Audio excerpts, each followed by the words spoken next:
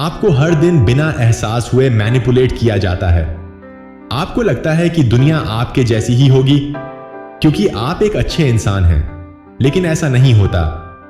आज के वीडियो में हम उन 7 तरीकों पर नजर डालेंगे जिनका इस्तेमाल लोग चाहे जानबूझकर या अनजाने में आपको मैनिपुलेट करने के लिए करते हैं। इसके अलावा मैं एक किताब रिकमेंड करूंगा जिसने मुझे ह्यूमन साइकोलॉजी और मैनिपुलेशन के बारे में बहुत कुछ सिखाया।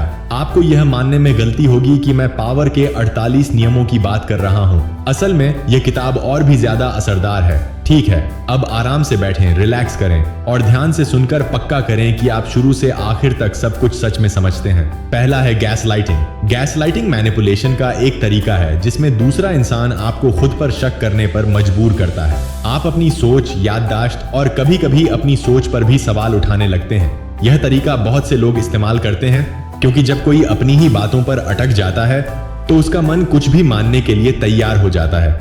उसके बाद ये लोग अपने शिकार से फायदा उठाते हैं। वे आपकी जरूरत का कोई भी काम आसानी से पूरा कर सकते हैं। मैं आपको एक उदाहरण देता हूं। मान लीजिए आपकी किसी से लड़ाई हो जाती है और इसमें आपकी कोई गलती नहीं है, लेकिन दूसरा इंसान सिचुएशन को इतना घुमा देता है कि ऐसा लगता है कि आपने ओवर रिएक्ट किया और आपकी बात नहीं सुनी। वह इंसान आपको गैसलाइट कर रहा है। गैसलाइटिंग उनके बिहेवियर में इतनी गहराई तक समाई हुई है कि उन्हें पता भी नहीं चलता कि वे आपको मैनिपुलेट कर रहे हैं। इसलिए आपको उनके आसपास सावधान रहना चाहिए। दूसरी बात, आम सोच के उलट रिवर्स साइकोलॉजी असल में काफी सीधी है। इस सिचुएशन में दूसरा इंसान आपको वे काम करने के लिए कहता है जिनसे वह चाहता है कि आप बचें। जैसे अगर मैं आपको बताना चाहूं कि कोका कोला पीना आपकी हेल्थ के लिए बहुत नुकसानदायक है, तो मैं कहूंगा दिन में 10 बार कोका कोला पियो, सुबह, शाम, दिन और रात बस कोका कोला पियो। पूरी जिंदगी कोक पियो और सारा पानी फेंक दो।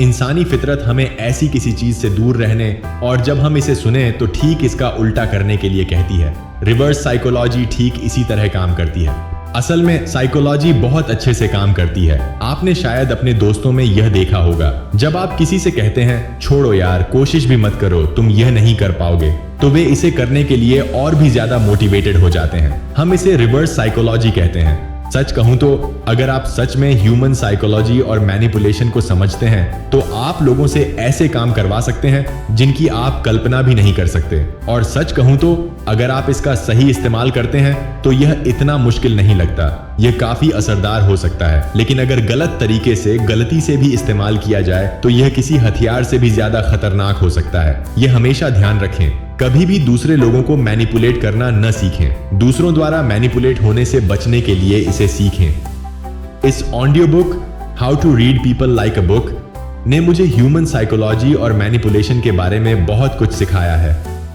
पहले मुझे एक किताब पढ़ने में 1 महीना लगता था, लेकिन ऑडियो बुक की वजह से अब आप इसे 1 दिन में कर सकते हैं। और हाँ, कुक एफएम यह ऑडियो बुक हिंदी में भी देता है। इसके अलावा आप इस साइट पर 10,000 से ज्यादा ऑडियो बुक और शो सुन और सीख सकते हैं।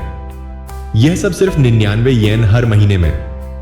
अब जब हम टॉपिक पर वापस आ गए हैं तो आइए तीसरी टेक्निक, चॉइस रिस्ट्रिक्शन के बारे में जानें।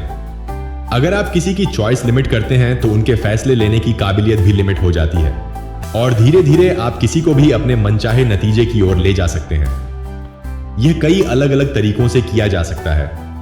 या तो उनके ऑप्शन लिमिट करें, उन्हें जल्दी का झूठा एहसास दिलाएं, या उनके पास पहले से मौजूद ऑप्शन या उनके कोई भी नए आइडिया छीन लें। क्या यह साफ नहीं था? मैं इसे समझाने के लिए एक उदाहरण देता हूं। अगर मैं अपने छोटे भाई को पढ़ाई शुरू करने के लिए हिम्मत देना चाहूं तो मैं उससे क्या कहूंगा? मैं बस कह सकता हूं, भाई जाओ पढ़ाई करो, लेकिन यह साफ है कि वह सुनेगा नहीं।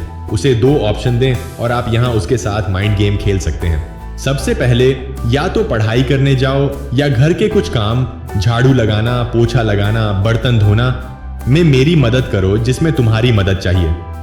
अब क्योंकि वह एक आलसी लड़का है तो यह साफ है कि वह ज्यादा मेहनत वाला काम नहीं करेगा, इसलिए स्कूल जाना ही उसका एकमात्र ऑप्शन है। इसी तरह आप किसी को भी मना सकते हैं। असल दुनिया के तरीकों में चॉइस रिस्ट्रिक्टर या किसी से वह करवाना शामिल है जो आप चाहते हैं। मैं आपको यकीन दिला सकता हूं कि इनका सही इस्तेमाल करने से आपको बहुत फायदा होगा। गिल्ट ट्रिप नंबर 4 है। यह तब होता है जब कोई आपकी कही या पहले की किसी बात का इस्तेमाल आपको बुरा महसूस कराने के लिए करता है। असल में 2 तरह के लोग होते हैं, वे जो ज्यादा इमोशनल होते हैं और वे जो कम इमोशनल होते हैं। इमोशनल लोग इस तरीके पर सबसे अच्छा रिस्पॉन्स देते हैं, क्योंकि जब आप किसी ऐसे व्यक्ति को दोषी महसूस कराते हैं तो वह अपने सारे डिफेंस छोड़ देगा और आपकी हर बात से सहमत हो जाएगा। हालांकि अगर यह आपके साथ हो रहा है तो आप इसे कैसे पहचान सकते हैं? जब आपके साथ कोई छेड़छाड़ कर रहा हो तो नहीं यार, तुमने सच में उसके साथ गलत किया, यह सही नहीं था, या भाई तुम्हें ऐसा नहीं करना चाहिए था, जैसी बातें अक्सर कही जाती हैं।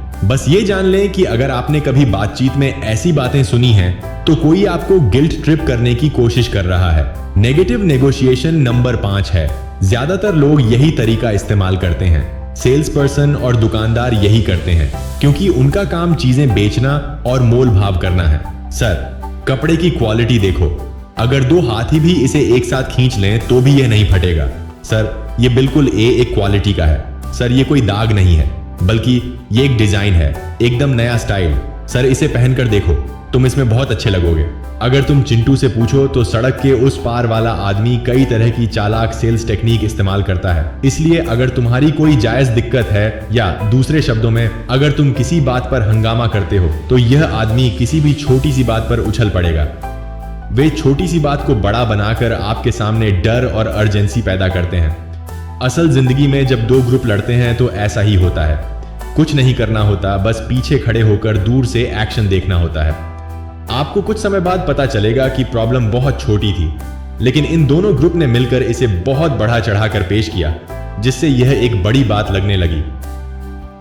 यार, ये एक छोटी सी खरोंच से ज्यादा कुछ नहीं है। पिछले 5 सालों से मैं इसे इस्तेमाल कर रहा हूं और मुझे यह अपने बच्चे से भी ज्यादा पसंद है।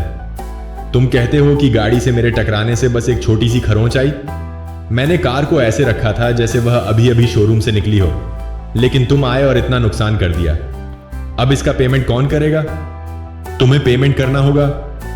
और आखिर में, लेकिन सबसे जरूरी, चालाकी से किया गया मैनिपुलेशन, क्योंकि दूसरा व्यक्ति आपकी पसंद और पसंद को टारगेट कर रहा है। इसलिए अगर तुम ध्यान से देखो तो तुम इस मैनिपुलेशन को पहचान सकते हो।